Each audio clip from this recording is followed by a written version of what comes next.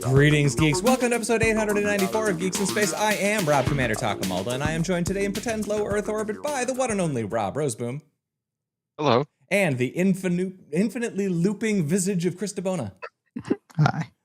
I stumbled the words.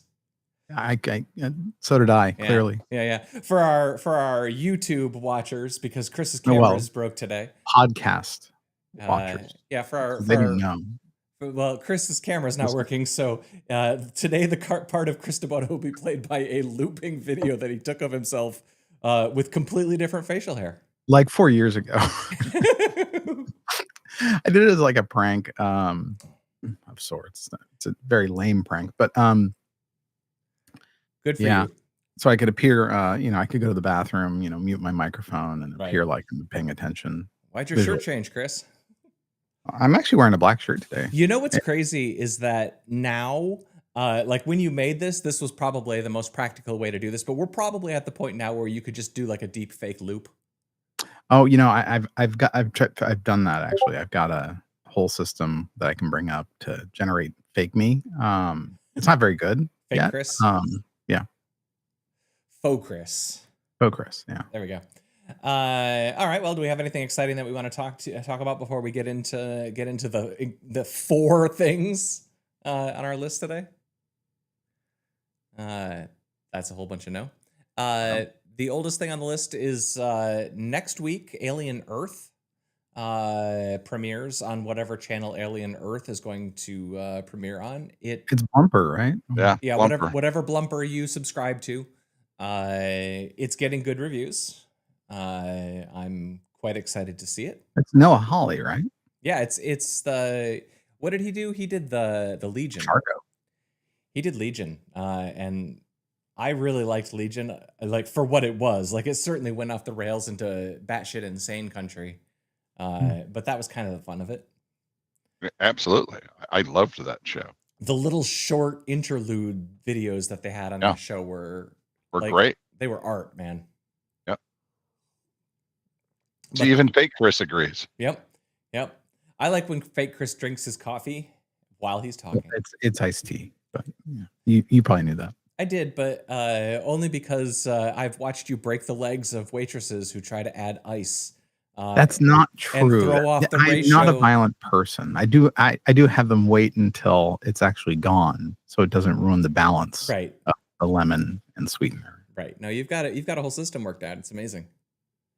It's just iced tea is not a refillable beverage; it's a replaceable beverage. Otherwise you end up getting like this congealed ice lemon seed, iced tea adjacent flavor Slurpee. I totally agree with you in principle, but that said, my iced tea consumption right now is I have like a gallon of it in my fridge, and then when I want some, I just pour it into my glass of ice. Do you make it yourself, or are you buying gallons? Sometimes, but this is a gallon that I just bought.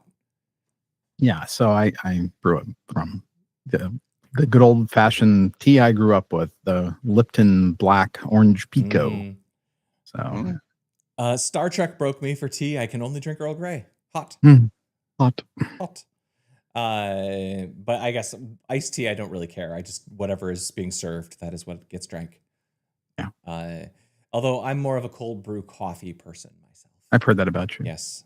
Let's see. So have you guys I'm looking forward to Alien Earth, I have to tell you.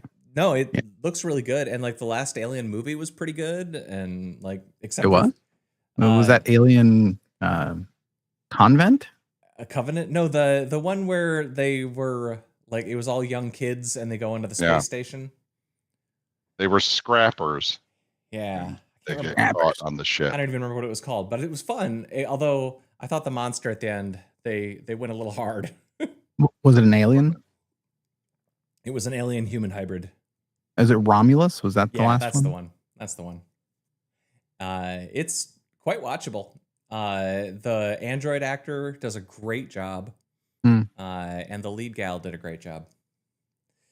Was he played by Max 404? It was Johnny 5. So the next one we have on the list, I know Rob does it, but Chris, did you ever get one of those flippers? Max 404. No, it's not Max Yeah, no, we've 404. got a flipper here at the house. So there's apparently now a firmware for those floating around that unlocks some stuff. And you remember how, what was it, the Kias? Was that what it was in like Minnesota where the gangs had like cracked the keys? What's funny is those were not rolling code doors, Right. which made them even easier Right. to hack. And also they were super sensitive. So if your keys were, say, on a table next to your door, that was close enough that they could just walk in the car. But these apparently can just take any car.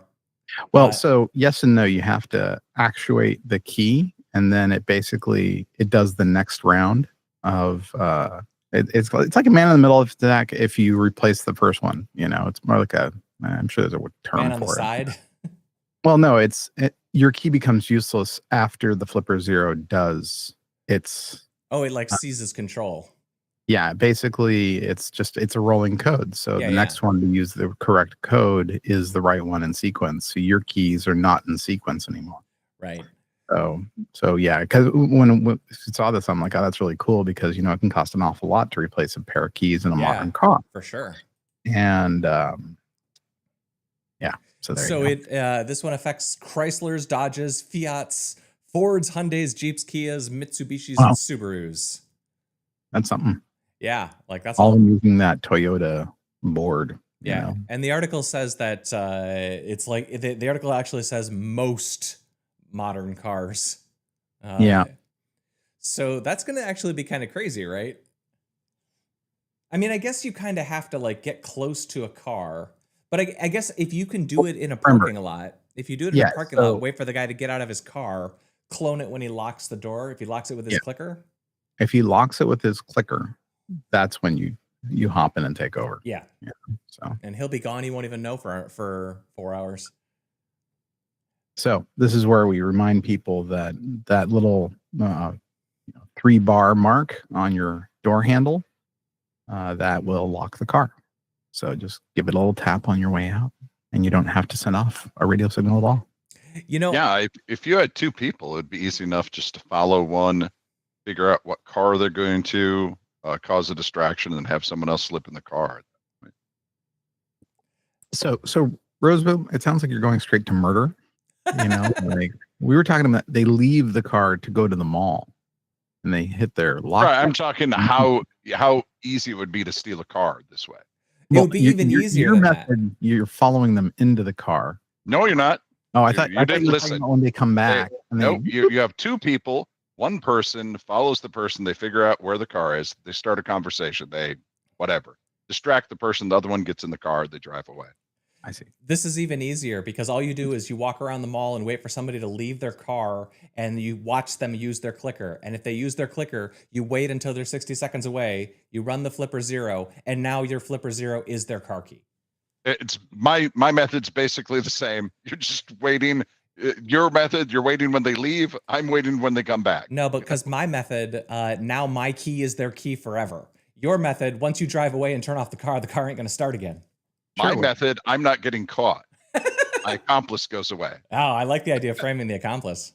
And also, you're not framing anyone. It's efficiency. You're doing it over and over and over again. All right. Roseboom's method is also more exciting. The timing is more caper movie. Makes for better TV. Sure. Whereas my method is you wait for somebody to lock their car. That's when you read the thing. They go into the Claire's to get their ears pierced or something, or they go into the Nordstrom or whatever store still exists in a mall. So how Kit Boga, how Kit Boga does all of his stuff with phone scammers. It would actually be really cool to like do a YouTube channel where you do this, but instead of like moving the car, like stealing it, just move it 100 parking spots away and then wait for the guy to come back and tell him, I stole your car. Yeah, but the problem with that is, you've also destroyed his keys, and that's going to cost him $500 to the dealer. That's true. So it's like one of those internet prank YouTube channels that you actually want to beat the hell out of the person doing the prank. Right. No, that's true. That's fair. You're right. Just back to good old brick. It's good old brick to steal cars. This is too complicated. Yep. It's easier. So the next two that we have on the list are both animal related fun. We have radioactive rhino horns. I think this is Rob's. No, strangely enough. Oh, is this Chris? Maybe. Yeah. So I guess so. I don't remember. They're injected with an isotope. Okay. Yeah. So they're not shooting lasers. It's not like they're, super powered. So therefore the poachers can't get them because the healing factor kicks in. Yeah. It's just easier to find the horn hidden someplace because it's radioactive. I wonder which isotope they're using. Did they say? Isotope Bob. That's not a thing. It's pretty common in West Michigan. I have a really hard time with the horn thing because it's such a level of stupid. You know what I mean? Like I just don't understand it. Like, it's so far removed. Like, I can't imagine believing that this is a magical thing that will fix me in some way. Nothing will fix my boner. Sure. Yeah, no, I have very little respect for people who would reap horns from animals. Like, I understand the people. Also, don't we have enough damn horns? I mean, deer antlers and cow horns. I mean, there's so many of these damn things. Those don't give you day-long erections like rhino horn. Right, and we drove the unicorn into extinction because of this. You don't think that we've learned? The grand walking narwhal is no more because of this sort of thing. Yep. Was it Two Live Crew? They were so horny. Now they're gone. They're extinct too. Was it Two Live Crew that was Me So Horny? I can't remember which song that was, which band. I think that was from the Vietnam movie. And then that's where they sampled it from. Was it the Kubrick one? Yep, Full Metal Jacket. Full Metal Jacket. The Kubrick one. Yeah, I mean, that's the Kubrick.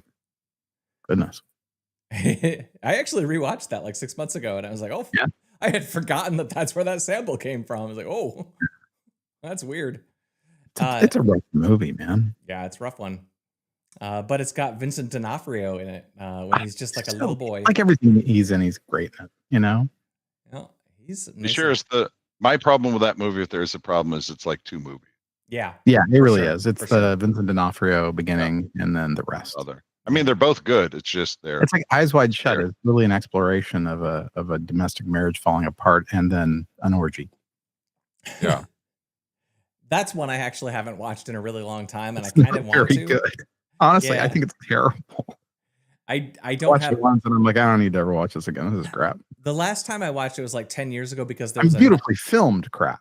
There was another edit of it or something where they changed the people because wasn't it like doctored after Kubrick died to get a rated R rating or something? There was something that happened to it. Yeah. And the crop or the matting. The new one where they're all wearing Nixon masks. Yeah. It's Point Break meets Ice Shots. Yeah. Yeah. Cool. It's not quite as sexy, but no. But Point Break would be sexier. But at least Kubrick can roll over in his grave. The other one that we have is clown porn. The zoo that wants you to give them your pets. Yeah, this is a great story. Look at you, Rob. Yeah. Yep. This is such a Zen story. Budget cuts. Funny. Budget cuts. So this zoo in Denmark is trying to come up with creative ways to reduce costs, and so now they're asking people if they have a small pet that's towards the end of its life. You can donate it to the zoo. They will euthanize it and then feed it to one of their animals. This also, I think, if this starts working, I mean, this is just the beginning of, Grandpa was a Marine. He wants to go on his feet. He goes into the lion den at the end. Like fight a lion. Maybe that's how we do funerals now. Right. You get fed to the lions or the bears if you want. I think there's an opportunity there. Yeah. People are looking for more eco-friendly funeral arrangements, and this might be one. I have a question, and this is a little bit macabre, and I'm actually dead serious about this. I have had to put down not a non-trivial number of pets over my life. We have many cats. Cats don't live forever. they usually inject them with something. So then, and that's the ethical euthanasia. But if you inject something into a small mammal and then feed that small mammal to a larger mammal, aren't you just giving the euthanasia drug to the larger mammal? Yeah. Yeah, it depends on what euthanasia drug they use too. Oh. Also, a lot of times they've been practicing now with euthanizing animals with nitrogen. Yeah. So I'm not exactly sure how they plan on euthanizing these animals. Yeah, maybe they're all going to put them in a car, drive 100 miles an hour into a wall without seatbelts. I'm not exactly sure how they plan on killing the small animals. Because that doesn't feel like kind euthanasia. Because like, again, this is the difference in my world between me and my wife. Like, I would be like, that's fine. Like, if one of my pets was like, 19 and ready to go, like, I don't need a urn of ashes. You know what I mean? For my animal. But you don't want his last moments to be in terror. Exactly. That's all I care about. I want those last moments to be kind for that. And after that, it's just a pile of meat. I from the article, they say they're euthanizing pets and not just throwing them in the enclosure to be ripped apart by the baboons or whatever they're going to feed them to. Although that is more entertaining, I think. Are you not entertained? The online call for pet donations is accompanied by a picture of a wild cat bearing its teeth with its mouth wide open and a link to the zoo's website, noting the facility is also interested in receiving horses. Horses? Yeah. Well, that's a lot of meat. Well, yeah, in another story about this, in one of the late night shows, they're like, apparently they called them up and they want to limit people to 4 donations, and it's like, who has more than 4 mammals in their small home? Animals for euthanizing or for donation to the wildcat population of the Alberg Zoo? That's a bit much. So we appreciate that you've donated 38 animals to this, Todd, but we have some concerns about where you're getting them. Well, what cracks me up is they're like, if you have a healthy animal that needs to be given away for various reasons, feel free to donate it to us. Yeah. They'll be gently euthanized. Wink, wink, nudge, nudge. Come here, Bubbles. Just come here, throw another one in the blender. Oh yeah, blender. Couldn't believe the South Park where she shoots Crypto at the end. Yeah, dude, not Crypto. I mean, he's not a great dog, but he's a dog. I enjoyed his contribution to Superman, dog. And he's definitely immune to Christie's bullets. Yeah.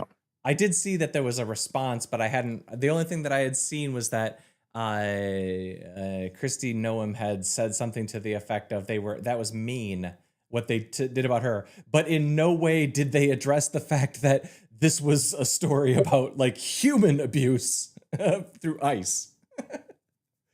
Like, we don't talk about that. We just talk about the fact that your face melted off, and like some sort of weird creature from the substance. That was really something. We live in a bizarro world.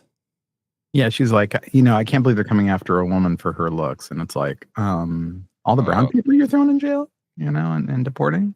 And you're literally next to the president, who they've animated his talking wang. Mm-hmm. I think you're second on the list, and the way that they animated Vance is pretty funny too. And in the background of one of the shots, there was a tore up couch. Yep. They used Fat Vance, as tattoo. Oh, it's good stuff. Good stuff. Hey, the U.S. Air Force wants to buy Cybertrucks for target practice. Oh, good. Two of them. Better than trying to drive them.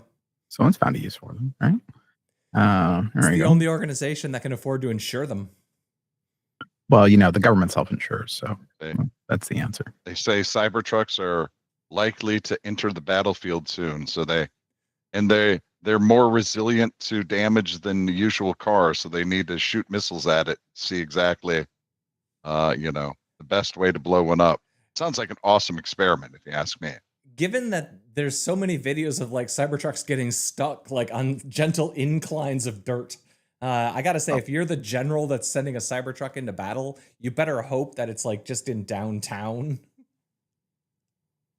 And even then, I mean, they're just really heavy, not very maneuverable, walking bombs. You penetrate the battery box. It's like they make pretty decent mobile little power stations.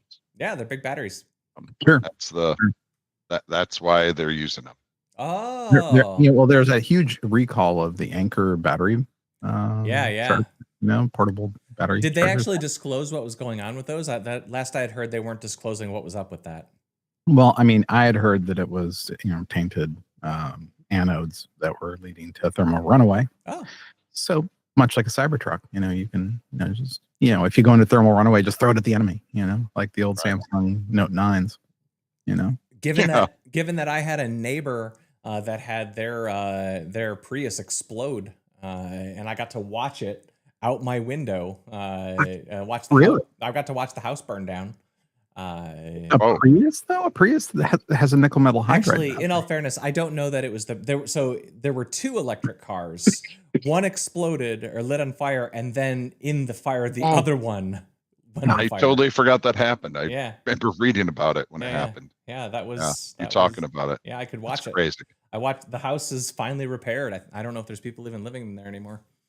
Because it was like our very good friend who had a house fire a couple I guess years ago and still doesn't live in their own home.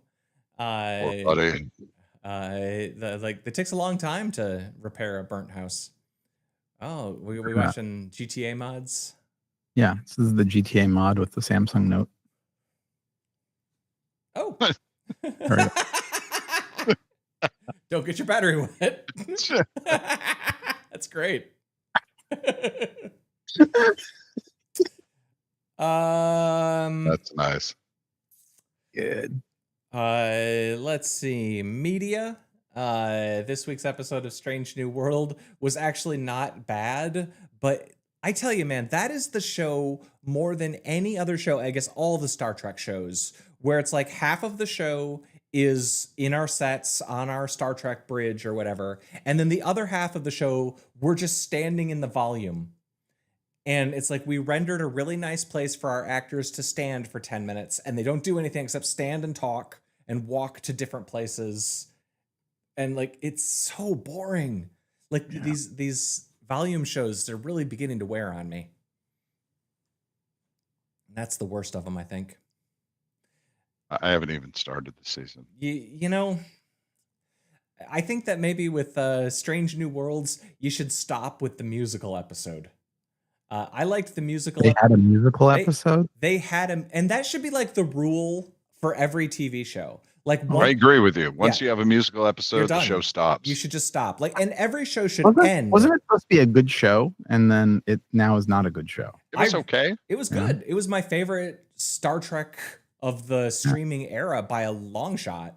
For the first season. That bar's pretty low, though. For sure, because the only good is the last season of Picard and the first season of Strange New Worlds. The only one, I'm sorry, not even good, not awful. Because I didn't like, you liked the first season of Discovery a lot more than I did. It was okay. I don't even know that I felt that it was okay. It was, I didn't like it. The only thing I didn't like about it was how the Klingons looked like they were made of plastic. Yeah. Let's see. Yeah, I don't know, man. Yeah, I think every show should get a musical episode as their finale. Like when you're done, you get a musical episode. That's fine. But like Strange New Worlds did it like 2/3 of the way through season 2. Yeah. It's like you haven't earned there should be like a list of tropes that sci-fi TV shows. Every sci-fi TV show eventually does a time loop episode. Every sci-fi TV show eventually does a musical episode. Like there's probably a list of these, but you don't get to have those tropes until you've at least got to the 100 episode mark, like the syndication mark. And I know we don't get TV shows up to 100 episodes anymore because the streaming era, we're lucky to get 20. Mm-hmm. Like Sandman only got 2 seasons. I did finish Sandman. I have not finished that. I liked half of season 2 of Sandman. It was a bummer.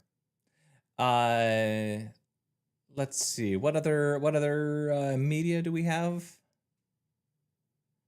Good question. Is anybody watching anything cool?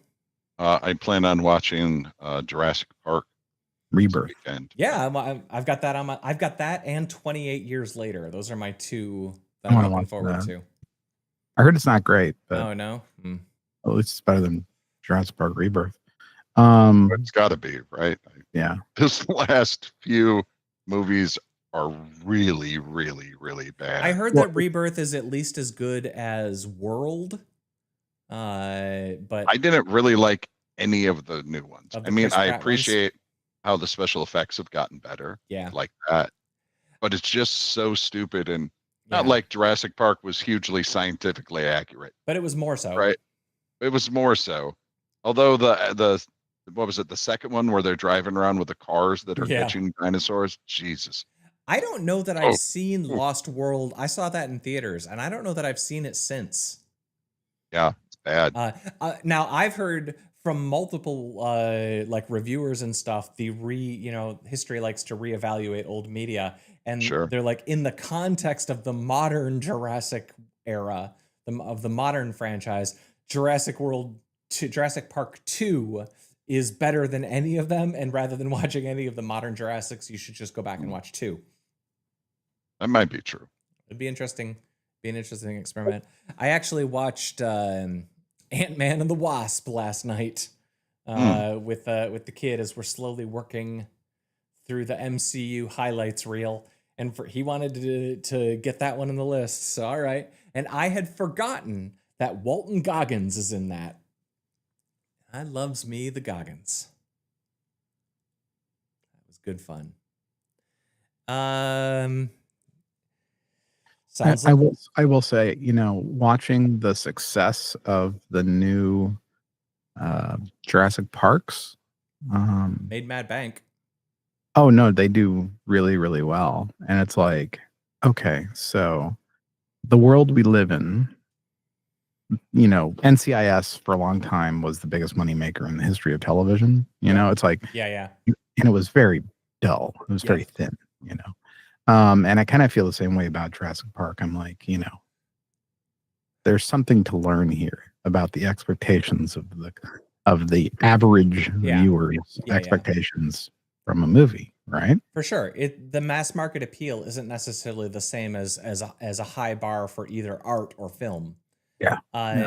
Well, and more so than that, like Jurassic Park, those movies, generally speaking, work translated into any language. The action generally reads the same. But The Naked Gun, which I saw last Friday and enjoyed quite a lot, you can't translate that. Like it's puns. It's weird turns of phrase. That stuff is English dependent. And so like when you make a movie like that, you've essentially like said, I will not be getting the international box office. And that's why like so many of those action movies like Minions and stuff, the language doesn't matter. They can be translated into any language, and now suddenly you have double the market potential. And then you have like the thing about the Netflix background movies. Oh, that drives me batty. Well, I mean, how many times have you personally said to us, "Oh yeah, I just have that on when I'm doing other things"? Oh, for sure. I mean, they're marketing to the Robs of the world, But I guess the things that are good, like last night, even a movie as thoroughly mediocre as Ant-Man and the Wasp, I turned off my phone. I watched it. I paid $100. It had my attention. Whether it deserved it or not, that's a different question. But is that all we got for the day, gentlemen? That's it. I believe so. All righty. Goodbye, Rob Roseboom. Goodbye. Goodbye, Chris DeBona. I'd say goodbye, but I'll just let my visage speak. Your face is completely not synced with your vocals. You might want to like do something about that. Yeah. All right, that was episode 894 of Geeks in Space. I was Rob Commander Takamulda, and I will see you some other time. Bye-bye.